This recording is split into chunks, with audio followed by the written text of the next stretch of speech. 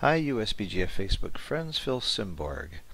For those of you who might be tired of seeing me post positions that I got right, or I won a side bet on, or I won a 16 cube from somebody and was successful, I told you that it doesn't always work that way. Well, here's a play that I totally blew. And it was an important play. It was towards the end of my match with Sankowitz in the finals of the Michigan Summer Championships, which I'm very proud to say I got lucky and won, and anybody has to be lucky to win, but I also played pretty well. But this is a play that I'm not proud of. I'm winning 3 away, 8 away, and holding a 2 cube. And I have a double 5 to play from the board. Sank was very aggressive with this cube, and he was right to be at this score. And this is a position that could become gammonish, so I certainly don't like holding a cube here, and I wasn't wild about this double 5 play. But I made the wrong play. Let's see what play you would make. I'll be quiet and give it some thought and let you take a look at this. By the way, you have to come in from the bar with 1, so you only have 3 to choose from after that.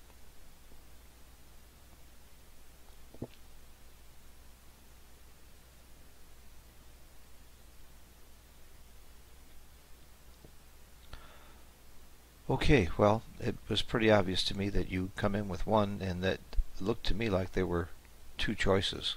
One is to continue to bring this checker all the way around and hit, and the other play would be to leave the checker here, bring 1 down from the 13, and make the 3. I did make one of those 2 plays. Those are the 2 best plays. And if you are thinking wrong like I did, you would make the 3-point. Hitting is much better. Let me put it in plus so you'll see it a little bit more. And the way to really understand why it's better is to go through what's likely to happen afterwards. One of the best ways to evaluate checker plays is a method called MCV that I learned from Perry Gardner. Most common variation. What's most likely to happen after each roll? So one of the things you can do, and this takes quite a bit of study to get used to doing MCV, and it might take quite a bit of time over the board when you're not used to it. When you are used to it and you've done your homework and done it a bunch of times, you can pretty quickly do it over the board and compare what's most likely to happen on the next roll after each play. So using XG, you hit final, and you'll see what each play looks like. So this is the hitting play, but let's take my play first. And by the way, I've got a good saying about doubles that I love. When you roll doubles, look for a good play and then find a better play. Well, I immediately found a good play, making the 3-point look pretty good to me. Making a point, and I thought, well, even if he hits me on the 5-point, I might hit him back. Some rolls don't hit me on the 5-point, and the problem with this play is I'm leaving him just about everything. He's going to hit me with any 6 or 3 and some 8s. He points on me with double 3, with double 4, and with 6-3. He hits me twice with a 6-2, bang bang, or a 3-2, bang bang. Any of those rolls are pretty devastating. If he just hits me loose here, and I don't hit him back, and I'm not favored to hit him back, and makes that point, and he is favored to make the point after he hits, depending on what he hits me with, he's got an incredibly strong position. What if he doesn't hit me here? What if he just rolls a 4 and makes my very, very valuable 5-point here? He's got a strong anchor on my side of the board that I don't want him to have. So if you add up all the rolls that are good for him, that really, really help him after this play, there's quite a few. Now look at this play. The only rolls that really hurt me here are if I get hit. And when you count those rolls, there's 15 5s, plus the combinations with the 4s, the 2-4, 3-4, 4-4, double 2. When you add up those, first of all, is he as in good a position as with his good rolls the other way? No, he's not. And I have a good chance to come in an anchor with any 3, with a 5-2 or a 5-4. if I do get hit. If I don't get hit, I stand a pretty good chance of making this point on the next roll with 1s, 3s, and 8s. And a 6-4 hits out here. Double 4 hits and makes the point. I've got a lot of good rolls if he doesn't hit me, depending on where his checkers are next time. So you actually just have to visualize the board afterwards, count how many good rolls he has both ways, but that's only the glass is half full. The glass is half empty is how many bad rolls does he have? How many rolls that really don't do anything for him? What happens when he doesn't hit here? I've taken away half of his roll. He certainly has a pretty poor chance of making his 5-point next time now, which is really one of the keys to this game. And I was very much afraid of getting hit, and I shouldn't have been that afraid of getting hit, because this is a board that my friend David Wells used to always call Swiss cheese. David's a very visual player, does a lot with how it looks and how it feels. This looks like Swiss cheese.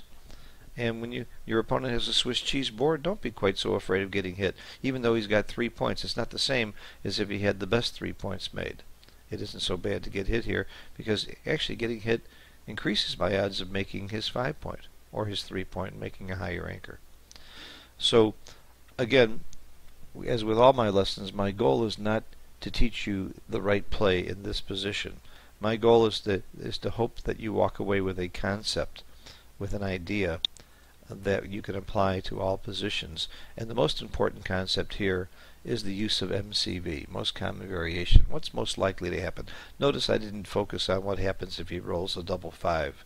I also didn't focus on what happens if he rolls a double 6. Those are the jokers both ways. Most common variation means, in effect, you're doing what extreme gammon does when you use variance reduction. You forget about the joker either way. They cancel each other out. His double 5 is as good for him as his double 6 is bad for him. And those are both unlikely to happen. They're going to happen sometimes, and when they do, okay, it happens. But most of the time, he's going to roll normal numbers that hit me or don't hit me when I put the checker here. Or if I leave the checker here, he's going to roll numbers that hit me or don't hit me there. How many of them are there? How good is it when he hits? How bad is it when he doesn't hit? And it doesn't take that long to get in the habit of looking at all 4 and visualizing which position is better. Some players can go even a step further. I've heard John O'Hagan actually use MCV and come up with a numerical number and say, oh, let's see, if things go wrong here, I'm probably 22% in this game, and if things go right, I'm 38%. I don't have that kind of skill that John has, so I do something more like, I like my position on a scale of 1 to 10. Maybe I like it at a 3 here if things go badly, and if things go well, I like it at a 6. You could do it whatever method you have of grading the good and the upside and the downside of all positions. Whatever works for you is great, as long as you do it. And I would have gotten this play right if it was presented to me as a lesson. If I really took the time to study it, and that's why I'm mad at myself for missing this play. It isn't that I don't have the knowledge or skill to get it right. I didn't take enough time. I saw a good play, and I made it. And that when you have doubles, you always look for the better play. And by the way, whether you have doubles or not, try and narrow it down to 2 plays and compare the 2 before you make one. Don't ever just see a good play and make it. There may well be another play. And often we miss the best play because we didn't even see it. In this case, I did see it. I just didn't evaluate it carefully enough and long enough. Thanks for watching, and I am proud to say that I am admitting that I'm not perfect.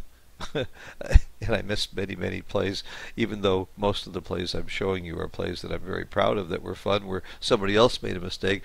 I seem to remember those a little better than the ones I missed myself, so that's why I post more of those. I'll be more honest in the future and show you more of my mistakes. Thanks.